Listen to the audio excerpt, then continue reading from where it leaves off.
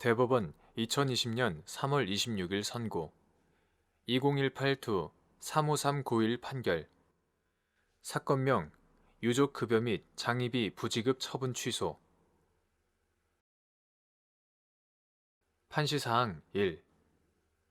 근로자가 회사 밖의 행사나 모임에 참가하던 중 재해를 입은 경우 산업재해보상보험법에서 정한 업무상 재해에 해당하는지 판단하는 기준 사업주의 지배나 관리를 받는 상태에 있는 회식 과정에서 근로자가 주량을 초과하여 음주를 한 것이 주된 원인이 되어 부상, 질병, 신체 장애 또는 사망 등의 재해를 입은 경우 이를 업무상 재해로 볼 수 있는지 여부, 한정 적극 및 이때 상당 인과관계가 있는지 판단하는 방법. 판결 요지 1.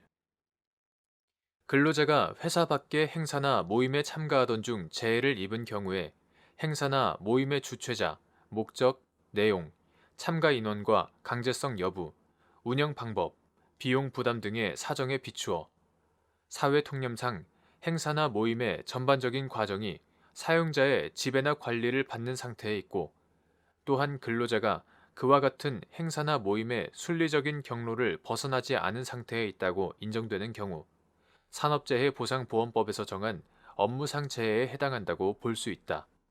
사업주의 지배나 관리를 받는 상태에 있는 회식 과정에서 근로자가 주량을 초과하여 음주를 한 것이 주된 원인이 되어 부상, 질병, 신체 장애 또는 사망 등의 재해를 입은 경우 이러한 재해는 상당 인과관계가 인정되는 한 업무상 재해로 볼 수 있다.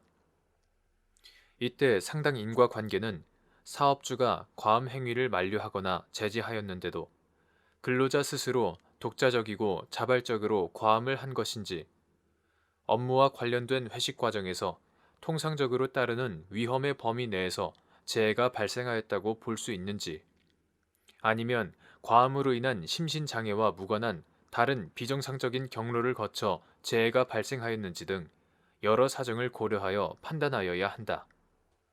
판시사항 2.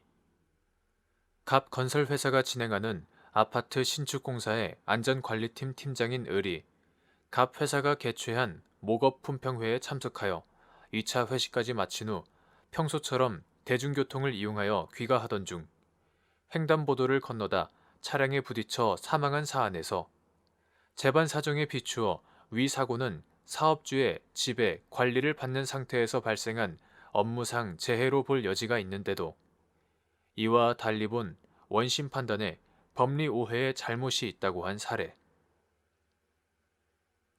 판결 요지 2.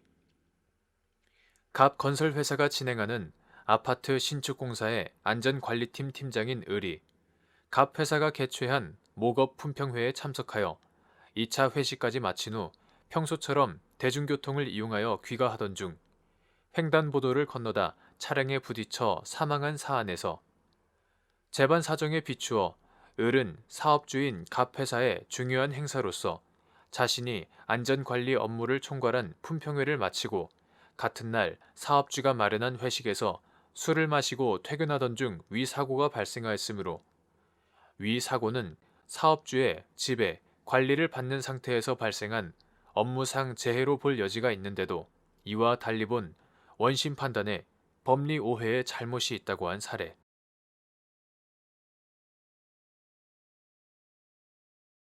대법원 2020년 3월 26일 선고 2019-2-38830 판결 사건명 시정명령 취소 청구 판시사항 1. 식품위생법 제39조 제1항 제3항에 의한 영업 양도에 따른 지위승계 신고를 행정청이 수리하는 행위의 법률 효과 및 양수인이 영업자 지위승계 신고서를 제출할 때 해당 영업장에서 적법하게 영업할 수 있는 요건을 갖추었다는 점에 관한 소명 자료를 첨부해야 하는지 여부. 적극. 식품위생법 제37조 제4항 식품위생법 시행령 제26조 제4호에 따른 영업장 면적 변경에 관한 신고 의무가 이행되지 않은 영업을 양수한 자가 그 신고 의무를 이행하지 않은 채 영업을 계속하는 경우 시정명령 또는 영업정지 등 제재 처분의 대상이 되는지 여부. 적극. 판결요지 1. 식품위생법 제39조 제1항 제3항에 의한 영업양도에 따른 지위승계 신고를 행정청이 수리하는 행위는 단순히 양도, 양수인 사이에 이미 발생한 사법상의 영업양도의 법률 효과에 의하여 양수인이 그 영업을 승계하였다는 사실의 신고를 접수하는 행위에 그치는 것이 아니라 양도자에 대한 영업허가 등을 취소함과 아울러 양수자에게 적법하게 영업을 할 수 있는 지위를 설정하여 주는 행위로서 영업허가자 등의 변경이라는 법률 효과를 발생시키는 행위이다. 따라서 양수인은 영업자 지위승계 신고서에 해당 영업장에서 적법하게 영업을 할 수 있는 요건을 모두 갖추었다는 점을 확인할 수 있는 소명자료를 첨부하여 제출하여야 하며 식품위생법 시행규칙 제48조 참조 그 요건에는 신고 당시를 기준으로 해당 영업의 종류에 사용할 수 있는 적법한 건축물, 점포의 사용 권한을 확보하고 식품위생법 제36조에서 정한 시설 기준을 갖추어야 한다는 점도 포함된다. 영업장 면적이 변경되었음에도 그에 관한 신고 의무가 이행되지 않은 영업을 양수한 자 역시 그와 같은 신고 의무를 이행하지 않은 채 영업을 계속한다면 시정명령 또는 영업정지 등 제재 처분의 대상이 될 수 있다. 판시사항 2. 식품위생법상 일반 음식점 영업을 하려는 자가 건축법상 건축물의 용도를 제2종 근린생활시설로 변경하는 절차를 거치지 않은 채 단독주택에서 일반 음식점 영업을 할 수 있는지 여부. 소극. 판결요지 2. 건축법 제2조 제2항 제19조 제2항 제1호 건축법 시행령 제3조의 5 및 별표 1 제4호 자목 제14조 제5항에 따르면 일반 음식점은 건축물의 용도가 제2종 근린생활시설이어야 하고 단독주택, 주거업무시설군에 속하는 건축물의 용도를 제2종 근린생활시설, 근린생활시설군으로 변경하려면 시장 등의 허가를 받아야 한다. 따라서 일반 음식점 영업을 하려는 자는 용도가 제2종 근린생활시설인 건축물에 영업장을 마련하거나 제2종 근린생활시설이 아닌 건축물의 경우 그 건축물의 용도를 제2종 근린생활시설로 변경하는 절차를 거쳐야 한다. 미리 이러한 건축물 용도 변경 절차를 거치지 않은 채 단독주택에서 일반 음식점 영업을 하는 것은 현행 식품위생법과 건축법 하에서는 허용될 수 없다.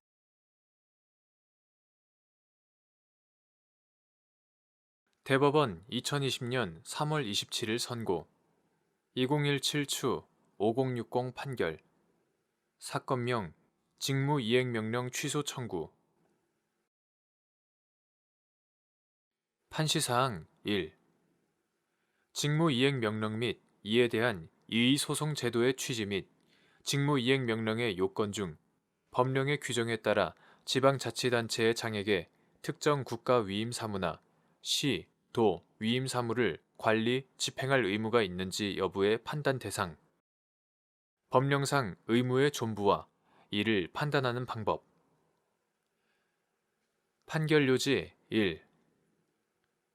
직무이행명령 및 이에 대한 이의소송 제도의 취지는 국가 위임 사무나 시, 도 위임 사무의 관리, 집행에서 위임기관과 수임기관 사이의 지위와 권한, 상호관계 등을 고려하여 수임기관인 지방자치단체의 장이 해당 사무에 관한 사실관계의 인식이나 법령의 해석, 적용에서 위임기관과 견해를 달리하여 해당 사무의 관리, 집행을 하지 아니할 때 위임기관에는 사무 집행의 실효성을 확보하기 위하여 수임기관인 지방자치단체의 장에 대한 직무이행명령과 그 불이행에 따른 후속조치를 할 권한을 부여하는 한편 해당 지방자치단체의 장에게는 직무이행명령에 대한 이의의 소를 제기할 수 있도록 함으로써 위임 사무의 관리, 집행에 관한 양 기관 사이의 분쟁을 대법원의 재판을 통하여 합리적으로 해결하고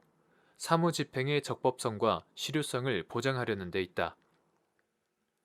따라서 직무이행명령의 요건 중 법령의 규정에 따라 지방자치단체의 장에게 특정 국가 위임 사무나 시, 도 위임 사무를 관리, 집행할 의무가 있는지 여부의 판단 대상은 문헌대로 법령상 의무의 존부이지 지방자치단체의 장이 사무의 관리, 집행을 하지 아니한데 합리적 이유가 있는지 여부가 아니다.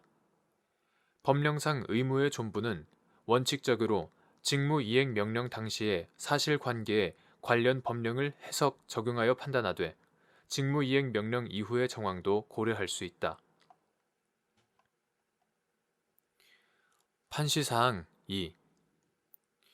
재활용이 가능한 순환골재와 순환토사가 건설 폐기물의 재활용 촉진에 관한 법률 제2조 제1호에 건설 폐기물로서 같은 법 제13조 제2항에 따라 허용 보관량을 초과하여 보관해서는 안 되는지 여부. 적극. 판결요지 2. 건설 폐기물의 재활용 촉진에 관한 법률 이하 건설 폐기물법이라 한다. 제13조 제2항은 건설 폐기물의 처리를 위탁받은 건설 폐기물 처리업자는 허용 보관량을 초과하여 건설 폐기물을 보관하여서는 아니 된다고 규정하고 있다. 재활용이 가능한 순환골재와 순환토사도 건설 폐기물법 제2조 제1호에 따른 건설 폐기물에 해당한다.